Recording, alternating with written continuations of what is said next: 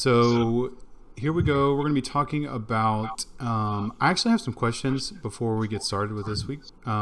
So Stephen and John, I asked Aaron this last week, but what is the first time you ever had coffee, or like what's the first coffee you ever had? I can go first if you want, Steven. Yeah, you go first. All right, that's cool. Kind of a late bloomer, because like we've always had coffee around the house. My dad's drank coffee for like work since as long as I can remember. But me, really, it's got to be just within the last couple of years. That's pretty impressive. Wow. Mainly when I had to get off the Red Bull kick. That was the problem. Red Bull is bad for you. Coffee is probably not much better, but definitely a lot better than Red Bull. But yeah, and it's cheaper depending on what you get. That's true. But yeah, so we tried. Probably started up like just assorted K-cups with some buddies. We kind of did something like this with a review where we had like a number system and we just got like random stuff and we're going through and testing them all out. It was pretty fun. So pretty sure this is going to be pretty cool. Yeah. What about you, Steven? I think my first cup of coffee that I can vividly remember was probably in 5th grade. So I have ADHD, and a couple of my sisters also have ADHD, and we learned that caffeine can actually it can act like Adderall, and so it can reduce the symptoms, the hyperactivity, and so my sister was not old enough to be diagnosed, and so my mom just gave her like a cup of coffee every single morning on the way to school. And one time we ran out of my Adderall, and so she was like, "Okay, here's some coffee." I was like, "This is awful," but she made me drink it anyway. So it wasn't a pleasant experience for you. No, it was not. It was really bitter. I don't remember there being a creamer or anything in it. I think it was like a chocolate flavored coffee thing. But the best part is that I was in class, and what I remember is this is 5th grade. Caden, actually, your mom was my teacher, and I remember her in the middle of class because it did not calm me down. It just hyped me up even more. In the middle of her class, she walked across the hall to my mom. I was like, "What is wrong with Steven?" Well, Yeah. a couple things, but Yeah, but really, my fault. So sorry. Won't happen again. Yeah. that sounds like a very not pleasant experience with coffee for your first go around. Yeah, That sounds like trauma. I mean, honestly, everything after that, like, once I started drinking coffee, like, oh, I made the choice rather than like it being forced on me. I have enjoyed my experience with coffee since then. What is y'all's favorite kind of coffee? Well, that's easy for me. Definitely Cuban coffee. Caden, you know that we've got those little percolator things, and just like I remember, just Abby and Willow, our grandparents, making Cuban coffee and serving it in these tiny little mugs, probably like this big, around. Just like grip it with like 2 fingers. You just kind of sip it. It's like a shot of espresso, basically. And I think that's my favorite, just because of all the memories that kind of like brings back. Yeah, you gotta have like emotional side to that too. For sure. John, what about you, bud? I'm kind of partial to. We had some family bring back some Honduran coffee one time. And it was pretty darn good. We have a little buddy over there trying to get some coffee too. He doesn't need any caffeine, right? Yeah, he doesn't need any extra help right now. Yeah, anything I've had a Honduran, Hawaiian, either of those, they've both been pretty good. But just normal day to day, whatever's Yeah. at work, really. What's the most coffee y'all have Taste of had in a Austin day? from HEB. Oh yeah, that is good. What's the most coffee y'all have probably had, if you had to measure, like in cups?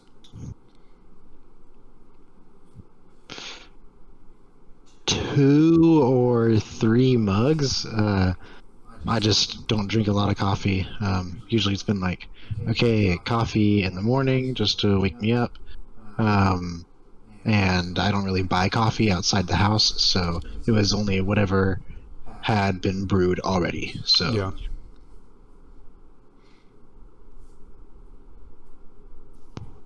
You think you can measure that, John? Measure the coffee, yes. Oh, yeah. It's probably embarrassing to admit. 6 cups? 6? Yeah, did that cut out? No, I heard you. I just didn't know if you said 6 cups or 6 pots. I just wanted to make sure. 6 pots of coffee. Because I've had a pot and a half at my maximum, so like. I would be pushing up daisies if I had 6 cups of coffee. Okay, so we could hop into what we're going to talk about. So basically, we're kind of piggybacking off something me and Aaron talked about last week, which was like social media and kind of like, screen time and how it might affect, like if you're playing video games, watching movies, things like that. So we're going to be talking about screen time, and I'm just going to be kind of asking y'all what your morning rituals are. Does it involve getting on your phone or screen when you wake up? Like, you get up and kind of like look at your phone, or is it part of the process of you getting up, or just kind of start talking about it, talking about your morning rituals, kind of like what you do in the morning when you wake up. If I had to say what mine is, it's usually my phone doesn't typically wake me up. I kind of most of the time just wake up on my own. But if I do have to wake up, it's usually my phone waking me up. And I'll probably glance at the notifications, but I'm gonna make a mad dash to like go to the bathroom and freshen up and grab a cup of water because I'm usually pretty like dried out in the morning, just like thirsty. Mhm. And then I come back and try to enter everything and everyone just to make sure I'm not missing anything important. I don't think it's like I'm glued to it and I'm checking like news, Twitter, and stuff like that. It's just kind of like it's there. It's not my mainstay in the morning. I'm just trying to take my pills and get my water. Yeah, I mean, I like when I wake up, I'm probably on my phone within probably 20-30 minutes, either checking emails, any notifications I have, things like that. So I would say it is part of my morning process, like anything from like articles that I read to even if you're reading the Bible, things like that. Like 99% of things you could find on your phone. So for me anyways, I probably would say it is part of my morning ritual pretty significantly, just because like everything is so easy and accessible now on your phone. Yeah, I think that I definitely have. I have found that I am on my phone a lot when I wake up. My phone is my alarm, and so I do end up picking up my phone as one of the first things I do in the morning. And so, like, I turn my alarm off, open up my phone, and I'll check my emails, my messages. Because my phone sits on my bed frame, when I go to sleep, sometimes like my phone will go off in the morning. Like just I'll be getting a text from someone in my family, from one of you guys, and I'll end up checking my messages because of that, because that'll wake me up. But I have found that I will get on my phone and then I'll end up staying on my phone, whether that's to read whatever book I'm reading at the time, because I don't read physical books much anymore, though I wish I did. But I do try and like, because I have like noticed that lately, I have felt like, oh, let me actually move away from that. I want to not be on my phone for 30 minutes first thing when I wake up, because I don't have a job or anything right this second. Just graduated, and so I don't really have anything urgent in my life that I need to be like getting ready for, and so I have this leisure time to be on my phone. But I want to like de-incorporate that, just kind of remove that from part of my morning process.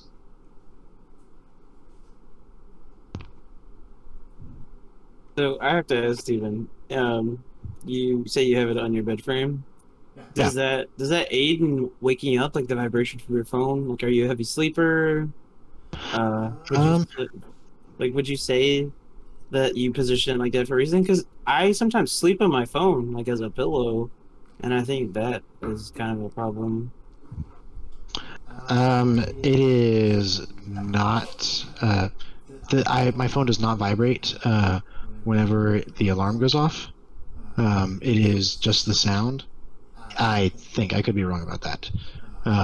But actually, that started as the plug is like in the middle because my bed frame is like my bed is in the corner of the room, and the plug is about halfway down the bed frame, and so that's where it's plugged in, and so it can't the cord can't reach. Well, it used to not be able to reach all the way to my dresser.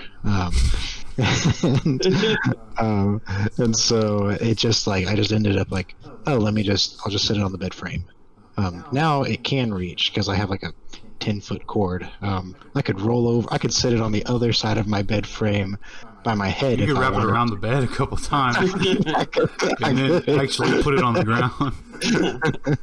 Yeah, but usually it's like okay, I'm like close my phone, roll over, set it down on my bed frame, and and then roll back over, just so that I don't have to get out of bed to put up my phone.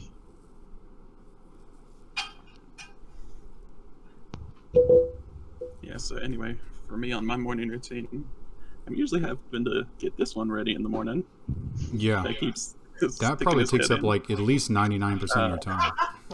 Like the phone is like not even like you're not even thinking about where you even have a phone. You don't even have a phone bill. What's funny You're just is like, where is this kid? Is he alive? You can Is he- tell his morning routine because he's finally answering things in our group message around like 9 or 10 because he's finally had a chance to sit down and get his bearings. So it's not necessarily that I have screen time, but usually when I wake up, I've either got an ebook, podcast, maybe got the news going.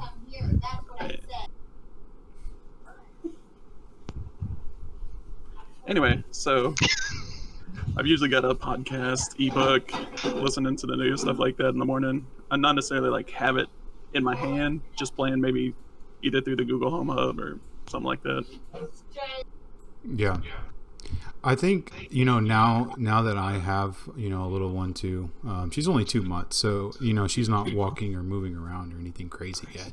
But yeah, that takes up a lot of time. When I get up, I'm not thinking about like my phone and stuff like that. I'm, definitely like making sure we check all of her boxes off first. So I guess, being a dad or a parent can kind of alter that. So that can kind of lead into the next question. You think the amount of time we are on our phones / screen, so it doesn't have to necessarily just be phones. It can be computer or whatever you kind of get into. The way we kind of live / communicate with each other. So you think basically it's affected the way we talk to each other? For me, I think I've become a little more tone deaf. Like sometimes I don't pick up, or like I'm off put by what people say to me sometimes because like if I read it in a text, it would be completely different than what someone's saying to me. And then like the way we live, yeah, I think we're okay with just being social from the squares. Like people are probably more likely to cancel plans because you can just catch up through text or something. It's not really everything's pretty much instant gratification. So I think it has changed for me personally. I think it's changed like the way we live. I know it's affecting my life. I say what a lot more because my listening skills have gotten horrible. Like You're kind of like more out of tune. Yeah, I'm literally reading everything. I don't really have to listen to anything. So for me, it's affected it a lot.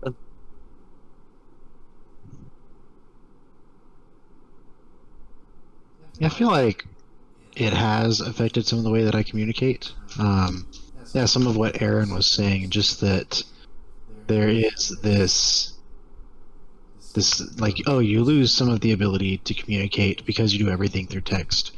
But also, I have found that if I am like reading something on my phone and And with my ADHD, I get like hyper focused on things, and so the second that someone wants my attention to do something, or I need to do something else, just anything that like distracts me from whatever I'm doing at that moment, whether it is someone talking to me while I'm reading or playing a video game, that I am like, okay, let's get this conversation over as fast as possible, which makes it difficult to actually like have a conversation with someone and feel relaxed about the conversation and like I'm actually getting to know them, because there's just this tension within me that, okay, I need to get back to what I'm doing because it is urgent in my mind that I finish what I had already been enraptured in,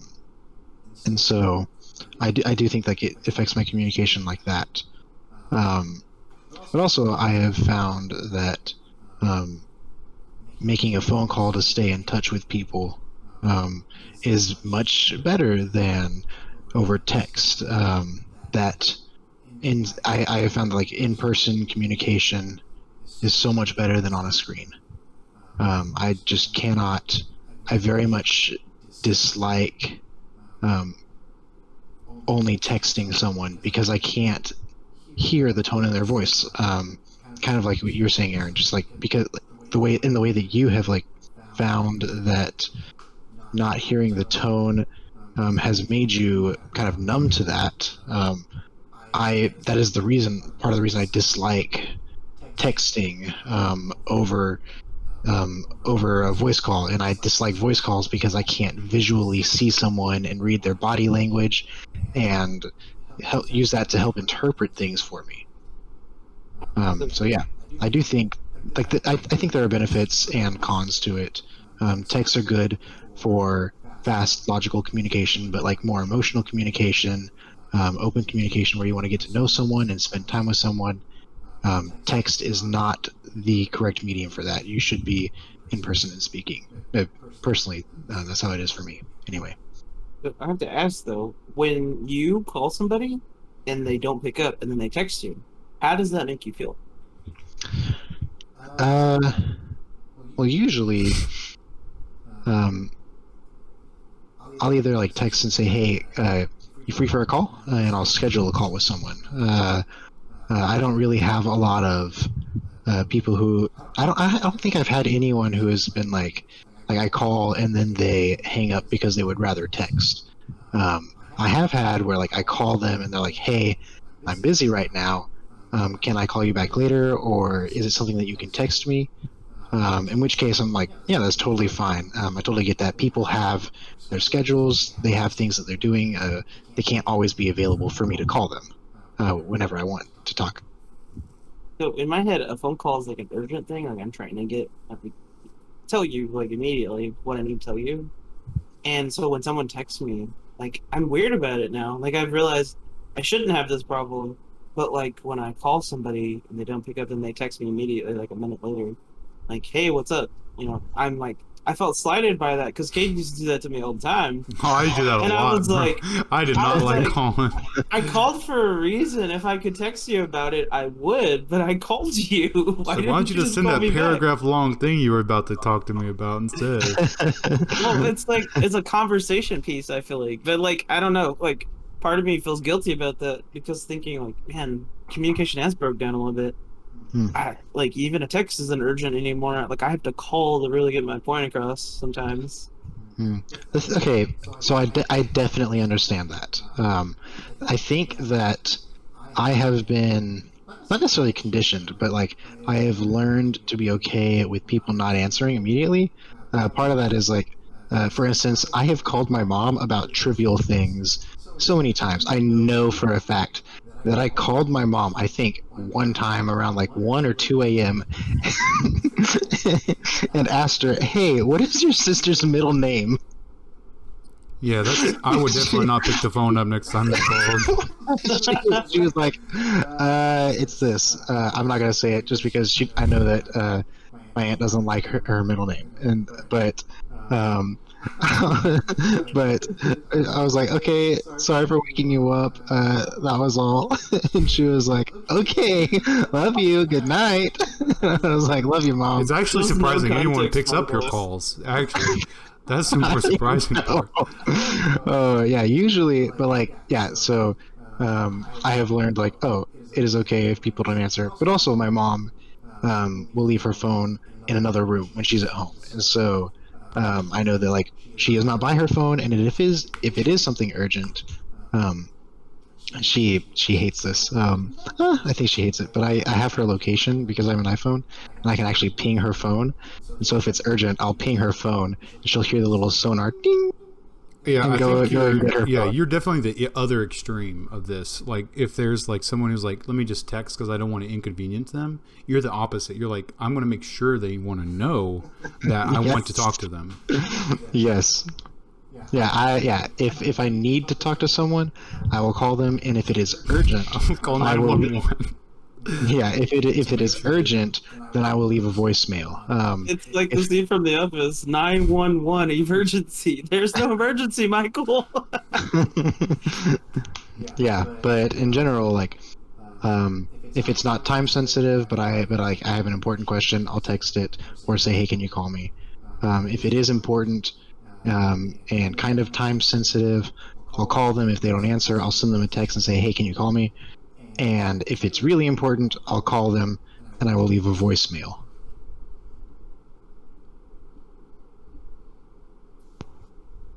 There's like kind of a system. Sorry, John, we haven't let you talk yet. What's your answer to the only thing original I really got to question? add, because you covered pretty much everything, is basically that we've been such a text based, like there's cell phones and social media for so long, that the cool thing is with, we all went through the coronavirus, that the new technology with Zoom, FaceTime, us being able to do this kind of brings that nuance back to conversation, like tone and inflection, so that you don't lose those little things when you're messaging each other back and forth. Yeah. It was so surreal because when you came and picked up Baby Ben's computer, I was like, man, I actually got to see one of my friends in a pandemic. Like, that's so, I don't know, like for me, like I never really talked about that with you, but like seeing you, I almost wanted to give you a hug because it was like, man, I'm finally seeing somebody for the longest time. I hadn't been around anybody I knew besides my family, and seeing you, it was like, I walked inside, I was like, oh my god, I just saw somebody for There's the first time people, in like they're months. alive. Yeah, there's That's like someone the on the end of- other side. Yeah, What was that I Am Legend movie when like when they found civilization and they thought everyone was gone? It's like kind of the same thing, like, wow, there's, people out there, Yeah. not alone. Right. Me and Aaron were just gonna have a bro hug in the rain for about 30 seconds. Yeah, because it was raining that day and everything. It was just like, yeah, it was just a really crazy moment because it hit me. I was like, I finally saw one of my friends for like the first time in months. well, and like y'all hadn't met in person, had y'all? Yeah, no, we haven't met in person yet. No, I haven't met John in person either. Neither have I. Yeah, Aaron, you're the only one here who's like actually seen John in person. For about 10 seconds. Yeah, that's right. Look at this face. He saw me and was like, Better oh, voice. we got to go back inside. So that kind of leads into this other thing I was going to ask a little later, but I'm going to go ahead and ask it now since we're kind of talking about it. So there's a TikTok trend going around. I mean, I'm kind of late to it because it happened like maybe a couple of weeks ago. It kind of got popular. They wrote some articles about it. This Starbucks barista was kind of upset and posted something that this super long list, like probably 20 plus items of this drink that someone mobile ordered, and became kind of like this TikTok drink. So like that kind of like adds, it's real easy to get behind the phone and forget, like the people on the other side, or like you guys were saying, like, you feel so lonely when you're just by yourself. But even though you have a phone, a device that's capable of talking to millions and millions of people, you still don't that. It's like that social interaction that, face to face, that like separates it. So basically, like the Starbucks barista was like upset, and she was like, man, it's so crazy, blah blah blah. And I just kind of want to like, is that too much, you guys think? Like, you know, when someone mobile orders something. So the food industry, I know, is kind of like, you know, if we're customers, we should kind of get what we want. I get that to a certain degree, but I'm curious, at what point do you think, like, is 20 something items on a Starbucks drink that takes you maybe 5 minutes plus to make in a, you know, fast Starbucks drive-through? Like, that's kind of frustrating. You think that's like maybe something that's like, if mobile ordering didn't exist, someone did post like a long drink that someone like face-to-face ordered and was kind of like, well, you know, they still kind of do it face-to-face, but that's probably like 1 in 10. Like, you know, there's probably like thousands of people ordering this drink off of, you know, because of TikTok. I want to hear John's, because John is one of the like more kind, patient people. So I want to hear him go first. Well, never mind. John was gonna say, I ordered that John was about to go TikTok. off. He said, I ordered that last week. It's great. I was like, it's delicious, guys. That's one of those. It's kind of a weird situation because, like, well, you understand it because of the anonymity behind it. Like, so people can kind of troll and do that without any consequences. It's kind of like probably a dopamine hit for them. But I've worked in the food business, so I get that side of it too, where you get super annoyed when you see those kind of orders. But then also, I mean, if they're paying for everything they're adding to it, that's kind of why you're there.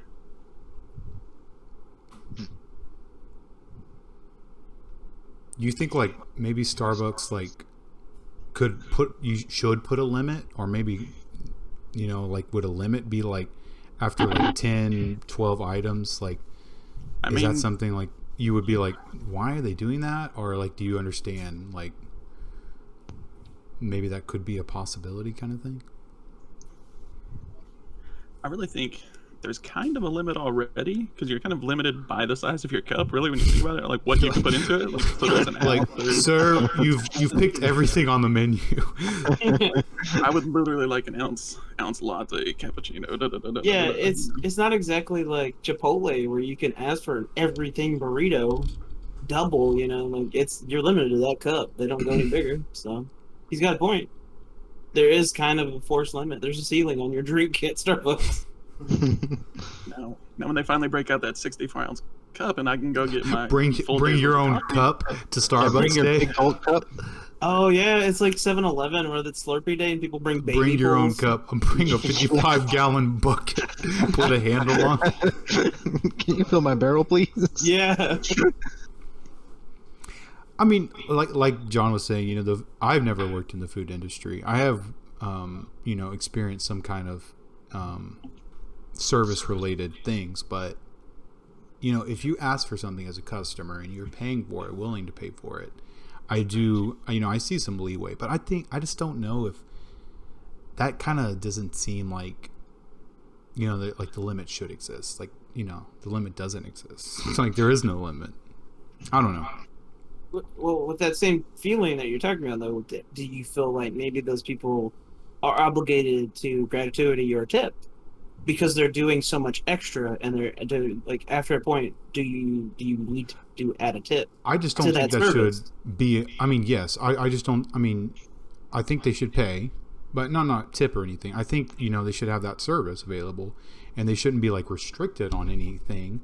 But I do feel like at a certain point, it's just like, okay, now you're just kind of like, and it's because, and I believe personally, kind of along the theme, that because you have the phone and you're mobile ordering, that it's easy, like, you know, thousands of people can just do this. But if you were to go up some, you know, 16, 17, 18-year-old kid who saw this on TikTok and is thinking, oh, this is a cool trend, let me maybe try this out.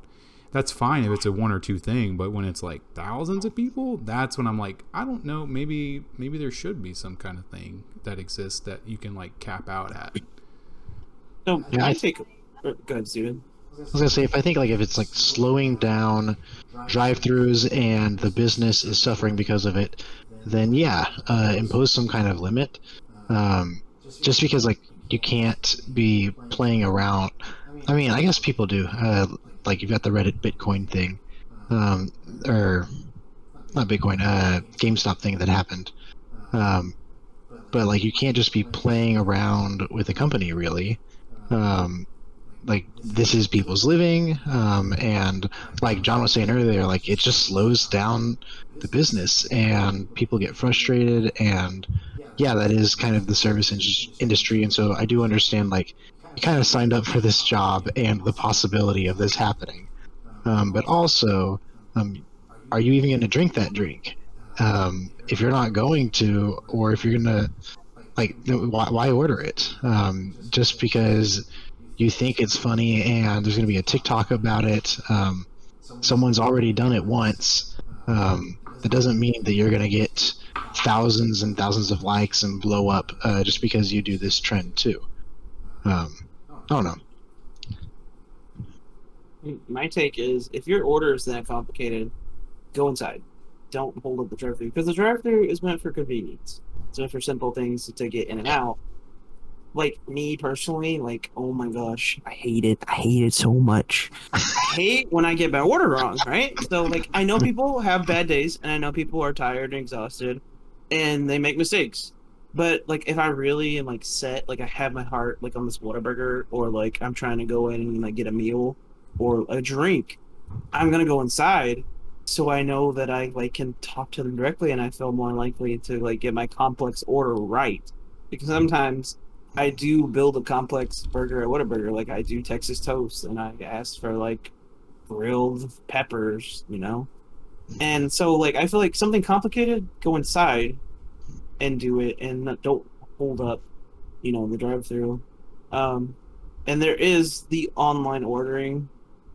I don't think it's as inconvenient, because those people are pumping in customers. Like, you know, some people, like my friend Liam, I'm sure he, like, could attest, like, he could get an order in and out, you know. Some of it's like just throwing it in a cup and letting it blend for like 2 minutes, you know, even no matter how complicated it is.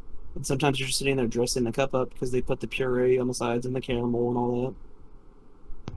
But I think, like, as far as like a TikTok trend goes, like, people deserve to be adventurous. I mean, if it's a meme one where they're like, I'm doing this Oreo strawberry cheesecake, like, gulag vomit, you know, venti cup, that's a waste of time, and you're always going to have bad people doing that, you know. Yeah. I mean, it's something. It's probably, it would be hard to do, like, time and time again. I mean, if your favorite drink is that complicated, you're probably not getting it that often too, though. True. Like, I don't know, I can't picture someone getting 2 pumps oat milk, you know, frothing it for 2 minutes. Yeah, I would be every interested day. to see if that's still, like, popular. Because, I mean, I found, you know, I started looking up this stuff for the topic, like, last week. So, I mean, it might even be over by now. You know, that's how quick some of this stuff goes.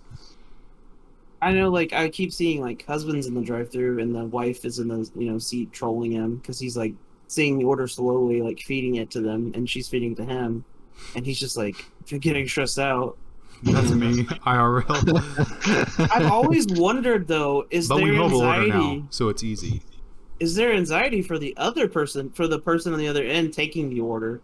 Because, like, I know drive-thru anxiety is a really big thing, because you're like, you feel like you're holding up that person, and you're like, let's say you have a car full of people, and they're feeding you orders, and you're trying to hurry up and say it, and you get flustered and, like, frustrated, you know? Like, I know my parents, like, have sat there and, like, oh my god, why is your order so complicated? Like, hurry up and tell me that you want a Sprite. You know, like, they get really bad anxiety in the drive-thru. It's, like, really bad. But I think it's part of it is, too, we were really indecisive as children. But I've always wondered, do you think the barista has anxiety when they're getting fed an order that long, or it's, like, taking so long? I'd say probably. You know, especially if they're, like, newer, or, you know, they haven't been there that long, the other factors that, you know, might be going on. Or they haven't made that drink before, or, you know, made a custom drink like that, things like that. I'd say, you know, it goes both ways. Like, you work weddings, so you have people, like, coming up and asking requests and stuff. Like, do y'all get flustered? Right? I'm assuming me. I'm the one who works weddings. Yeah, I think so. I think, unless me and John started working weddings. Weddings, no. I wouldn't say. I do think that, yeah, because usually the DJ is busy, and I'm usually the assistant for a DJ at the company that I work at, and So people will come up and they'll pass the request to me, and usually, if it's like a very popular song, like they'll be like, "Oh, hey, can you play Mr. Brightside?" I'm like, "Oh yeah, totally got that. I know that song. I heard what you said mainly because like I'm standing right by the speaker, and this music is blasting in my ear for like an hour to 2 hours when I'm working. But like, and I'm like, oh yeah, I know that song. I can pass that along, no problem. But if they ask for more obscure songs, then I definitely am like, what in the world did you say? And a lot of times, because I am actually standing right next to the person, I can pull out my phone and like open up my notes and say, hey, can you type the name of that song? And I will pass that along to the DJ, and he'll see if he has it, and he'll see if he can play it. But definitely, like, if I mishear something, and then I'm like, yeah, sure, and they're like, what in the world did they say? I think they said this, and I pass it along to the DJ, and he's like, do you mean this? And I'm like, and it'll like click, and I'm like, okay, yeah, that's what they requested. Or like they'll come back up and say, hey, is that still possible to play that kind of a thing? But yeah, there's definitely some anxiety there when people like come up and request things that I am unfamiliar with.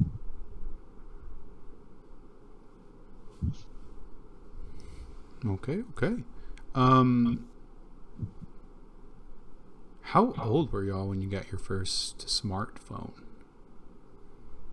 So for me specifically, I remember. I know Aaron probably remembers. I used to play like with the.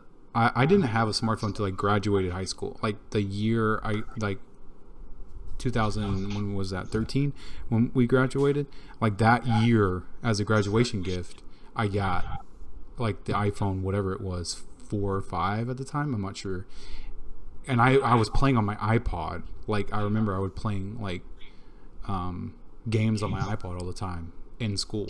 And I still had like the flip phone that you would flip up, and you had your full keyboard on it, and you could really send those texts like aggressively sometimes if you needed to.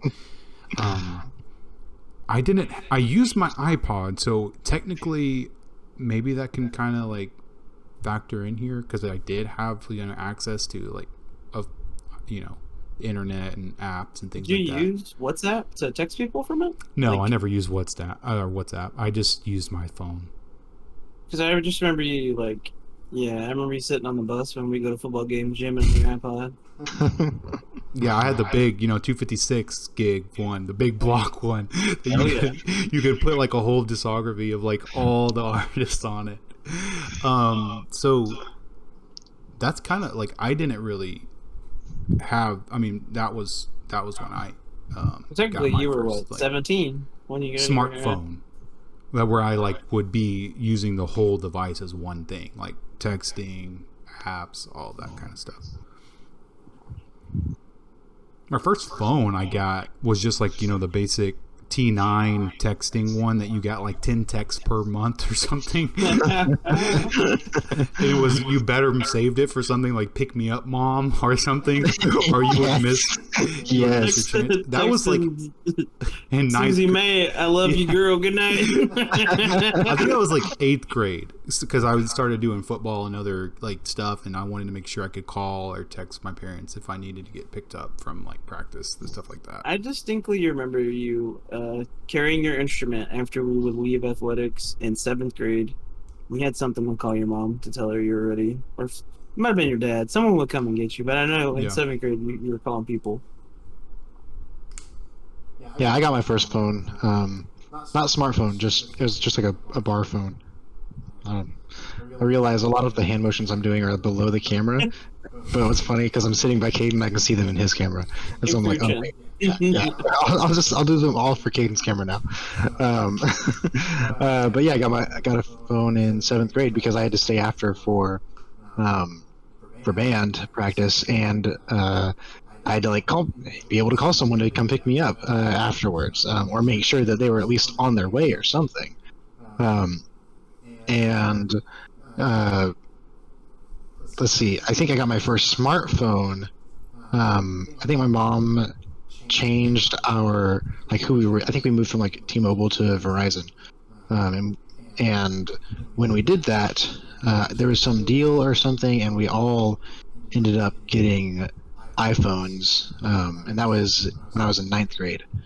And so I got my first it was an iPhone 4S, I believe, in ninth grade, and I used that to. I had like an iPod Nano was like the only thing I had. It had like the little screen. And I would literally like download episodes of whatever TV show I was watching. It like my family like owned like a Stargate SG-1 or something or Atlantis, and I would like watch it on my iPod Nano, sitting there holding this little thing that's like this big, holding and watching this TV show. You can't even discern the I'm pixels. like on the bus going to school. We don't know how Like- good we got it right now. Yeah, and then I'm like, I have a whole screen now, not just like this tiny little thing that's like 1 inch by 1 inch or something. It was like I actually have like a 4 or 5 inch screen, however big it was. Like I can actually see everything now, not just hear it and kind of vaguely see it. You're watching all 5 pixels on that bad boy. Yeah, really. But yeah, mostly watched those. Got my phone in like ninth grade, probably around winter, and just used it to mainly watch TV as I went to school, and then text people. Didn't really use it for much else. Probably played Angry Birds or something because I think that was popular at the time. It was 2012, something like that. You got your phone before I did. That's interesting. I did. Alright, so I'm going to age myself a little bit here now. Let's do it. Because, well, I know I bought my actual first smartphone either the end of 2009 or 2010 because I had I believe it was a HTC Hero. It was like the pre. Oh, I remember was that. iPhone. It was right Mhm, before they yep. started making everything smart screen. It was pretty sweet, to be honest with you. It had the little tracker ball in the front. Yep. You could go surf the page and use the ball to move the little mouse around. That was the peak of technology at the time. 100%. It was the teenage kid's Palm Pilot, really, honestly. Like actual first phone. Well, we had the old green screen playing Snake, and we shared it with the whole family. Yeah. So, like if you're going somewhere, someone took the phone. Yeah, that was probably what middle school, high school, for sure. But Do they you only think- they slowly, progressively got better. I was stoked when I could play Super Mario Brothers 3 on my phone. And then having a little card that you could load in the minutes because we had the same issue with the numbered texts. Mm-hmm. Yeah. And then eventually, everyone started getting plans, and now we all got these crazy little computers in our pockets. 100%. You got the You know, whole y'all world keep- at your fingertip. Y'all keep talking about having like a certain number of texts. I don't remember that, but I do remember my sister telling me how she would text one of her friends, and that like opening the text would charge them, and so they would or like use up the number of texts they had, and so she would send a text that was just long enough for the preview to read for the preview, and then so that they never got charged. They could just read the previews on their phone to communicate. Beating the system. Yeah. I remember, I know Aaron, you the had longest you had time yours you- around like. Sorry, go ahead, John. My bad, man. Not stepping on any toes. I was saying, Aaron, I remember you having that white one. I think it wasn't the 3. It was the 4. I think Mhm. in like 10th grade, 11th. So that wasn't my first one, but yeah, I've always had a phone for a long time. Like so my first smartphone was until like ninth grade. But I had a phone like, oh man, I'm gonna embarrass myself because I know people that we went to high school with are gonna watch maybe. But I got my first phone for like my one of my first dates in junior high. My mom got it for me, and she was like, "You're gonna need this for when you go on your date." And I took Kelsey Morris on a date, and it was a flip phone, and it was a Boost mobile phone with like the unlimited data plan. Like I could do whatever. I was like on a texting and calling spree, And then I upgraded from that to like a couple of other phones like you're talking about where it's like flips up and there's keyboard. And then I finally got my first iPhone, I think it was a 4. And yeah, I think I was in ninth or 10th grade like Steven. But for reference, because Steven is one of the youngest people in our group besides Baby Ben, his age just showed. Because you were talking about having like all these things, and I'm like, I was using my bare bones phone just to look up things on Google. I was yelling that was the most loud, fun. loud enough to hopefully my parents a mile away could hear me and pick me up. Yeah. I was, Steven's age is showing for sure in this. Hey, I didn't go that far back, but we had the old brick phone with the little flip down plastic, and you pull the antenna out. Oh yeah. In like Yes. elementary school. You're like in the military. You're like, hey, let me call my parents real fast. Got to Wait, dial over here. I have to ask, are you old enough for beepers? You mean Yes. pagers? Never had one, but I know like they were around. So pagers is the same thing as a beeper, but like beepers were for the cool kids, and they were like glacial see-through, like the old Game Boys, like you remember that you see all the guts inside the Game Boy. They had those, and I remember they were like orange, blue, and purple. Because my cousins had them. It was like that was a fun way of communicating a bit. It was the OG text message. Oh yeah. It was a fun way of summoning somebody. It's like, hey, you can call me, and then they leave their number, and you call them back. It's such an interesting thing to me. do you think that this kind of leads into the other questions I have about screens and smartphones? Do you think as we progress more with technology and younger kids are available? My wife's a second grade school teacher, and she sees some of her students with iPhones, but that because that's like norm, that's like the technology. Even the lowest iPhone is still like leaps and bounds ahead of some of the stuff we had. Curious if y'all think that plays into maybe some of the just like overall effects we see with attention span, maybe like the communication, talking to each other, things like that. You mean like cultural effects, or like Not necessarily like cultural, also but, like, mental and like upbringing type kind of thing? just, you think how much of an effect do you think it actually has, as far as across the board, whether it goes from communication, emotional, the way we talk to each other, talking about their feelings, that kind of thing, or just So- kind of hiding behind a screen. My girlfriend's a teacher too. She teaches 6th grade, and the pandemic kind of brought to light not as many people have access to like smartphones and internet as we think. And it stands out in our brain because it's like bizarre to see a kid glued to a giant iPad that costs more than some people's car, But I think there was like some figure that like kids in the US don't have, like 65% of all kids in like K through 12 don't have access to like internet. So I think there's still kids being kids, and some parents just throw a tablet at their kid, and we just see it, and it's like bizarre, and the bad things are gonna stick out in our head.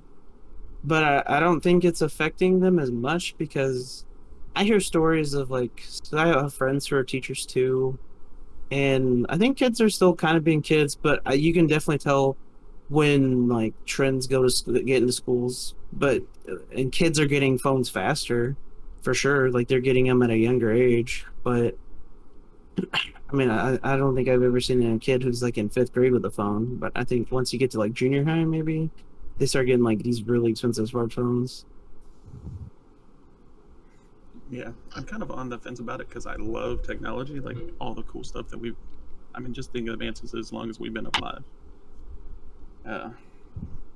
I kind of just feel like it's one of those situations where humans do whatever they can to make life as easy as possible, and they become lazy.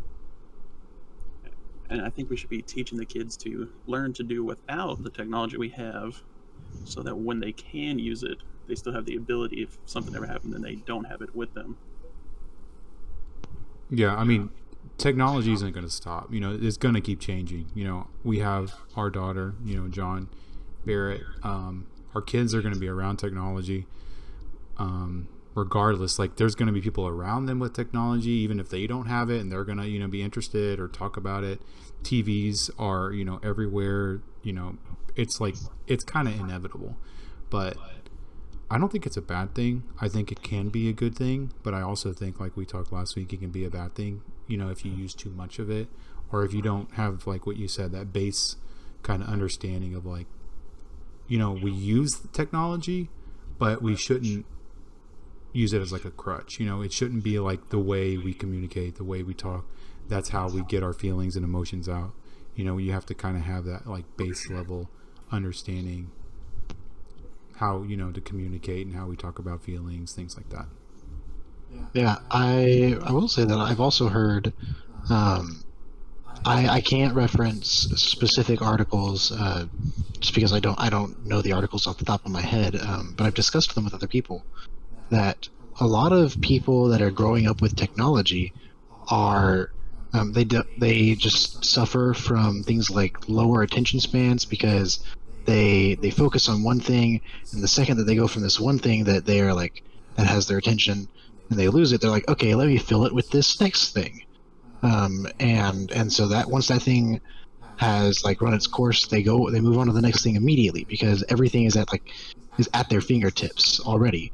And so I've heard that like there are these like people in classrooms suffer from stuff like this because they can't focus on their schoolwork or whatever it is, and just like, and also communication, like you were saying, Caden, and Aaron, you were kind of saying something similar earlier, that like texting has made it harder for you to communicate, like verbally or just like in person or whatever, for like these various reasons, and so I think like there's a lot of this suffering at the convenience of technology, and that like there is this need to figure out a balance between using technology as a tool versus letting it take over your life and being consumed by it.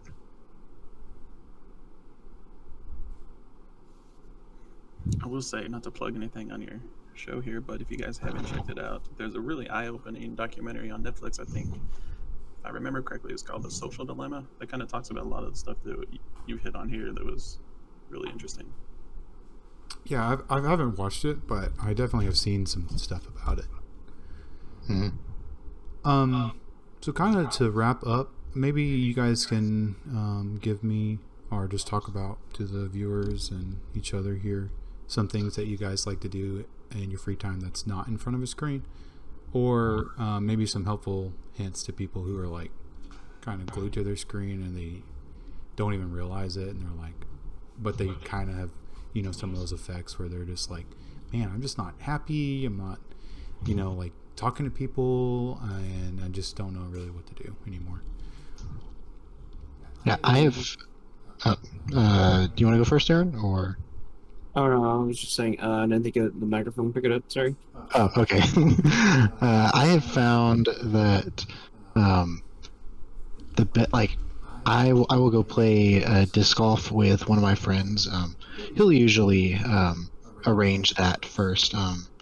But one of my favorite things to do that is not technology is go play disc golf with him, or like I have gone camping for a weekend with him and one of my other friends. We try to go 3 or 4 times a year, and because we're out at these campsites, there's not really cell service or anything, and so we use that time to like get unplugged and spend time with each other, and just kind of hang out, and like that. I have also, one of the other things I like to do is cook. I find that I don't know, I just enjoy cooking. I don't know what it is about cooking. Something about being able to like turn these 8 different things into something that I can enjoy and that like nourishes me, is something that I like. And although sometimes that will involve I'll throw a TV show on the TV while I'm cooking. And sometimes Like if it's going to take a long time, like sometimes I've made something that like it takes like an hour and a half to make. But if it's like something short, I'm like, okay, I don't need TV right now. I can just cook this real fast, and like be unplugged for a minute. Um, those are just a couple things. I'm sure there are other things if I spent time thinking about it, but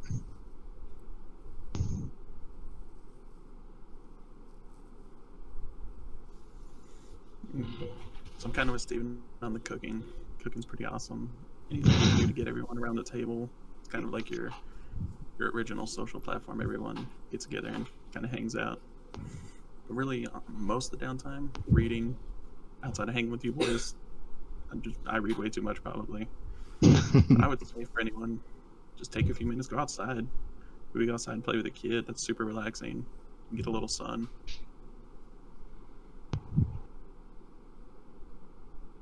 For me, I play Magic the Gathering with my brother. We sit there and we'll play. We'll switch decks and play against each other.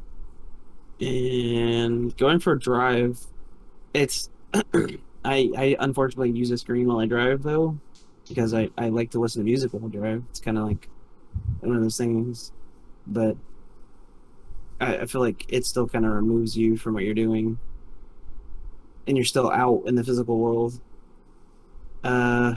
With the pandemic, I've kind of changed my hobbies though. I have picked up reading, and hang out with my family. I've learned that if I like go hang out with them, it take a second and like I'll leave my phone in my room, and sometimes Caden will can attest to that. He'll message me and be like, "Yo, you want to play Destiny with me and Josh?" And I won't answer till like 2 hours later because I was in the other room, talking with my family, hanging out. I don't know. Like I found that they've changed since the last time I really like got to know them, and it's like kind of learning who they are all over again. Like my brother, I've learned a lot about him since the pandemic, being inside with him and talking. Like I didn't think I'd ever be playing Magic together with my brother, but he was willing and wanting to learn. So I thought that was pretty cool. I just sit here thinking and racking my brain. I'm like, man, a lot of my activities involve me sitting in front of a screen because if I'm reading, I'm sitting in front of a screen. I need to start buying physical books. I'm being like exposed here because like, dang. Like even then too, like I consider unplugging, turning on my Switch and playing Mario. De-stressing a little bit. Yeah, I have a problem. I think I'm just glued to these screens. I mean, you're not the only one. Like I can, I spend a lot of time in front of my screen, whether it's TV or phone or, computer, whatever it is. I really like to music is a big thing too. Like music is very relaxing. You get to be able to it can take you to a time and place. It can give you emotion, give you feelings, as well as just getting outside. I like doing woodworking projects, things like that. Little, projects here and there. And now spending time with our family when we, eating dinner together. It's like, that's a simple thing, like John said, but, just sitting down and being away from your phone or TV for like 10, 15 minutes, kind of just talk about your day or whatever. That's something that I think is like a lot of people can do. That's like super easy. It's not going to take too long. And you can get to talk about people's day and maybe what's going on, or maybe even open up about things that you guys haven't been able to talk about since, you're usually not sitting around in a room together just without something going on. And you make, go ahead, sorry. So, to kind of piggyback on what he said, I was listening to an interview the other day, and they were kind of talking about how everyone eating around the table kind of used to be how you learned conversation, how to speak with each other in your family, and it kind of give you the confidence to speak to people outside of the family. So that's kind of one of the things that have been lost with our kind of adherence to having the screen time in front of us, the text message culture. Yeah. If that's something you can do, it'd definitely be helpful. I really wish I learned an instrument during the pandemic. That is such a wasted opportunity. Like you said music, and then it hit me. I was like, that's what I should have been doing this whole time. instead of grinding out, the season pass in Destiny, I could have been learning the kalimba and learning how to play all the Avatar songs. You still can. Honestly, yeah, because it seems like it's still kind of going on. I don't know. I've been going out more. Go order your kalimba right now. They're $25 on Amazon, not a sponsor. But that, like, you realize when you hear someone play them, that sound is so familiar. Kalimba is used in a lot of things, and it's just a little thumb instrument that you're plucking. It's so simple. I want to learn it. I've seen videos of it. They're pretty relaxing, honestly, just sitting there listening. It really is. Cool. Well, thank you guys. Appreciate everyone who stuck around and watched with us. If y'all have any things that you like to do, drop them in the comments. Let us know. We're hopefully going to be able to make more videos like this where we're sitting around talking. So I appreciate you guys hanging out with us. And hopefully we get some more time with friends, family, or away from screens. So until next time, guys, see ya. Later.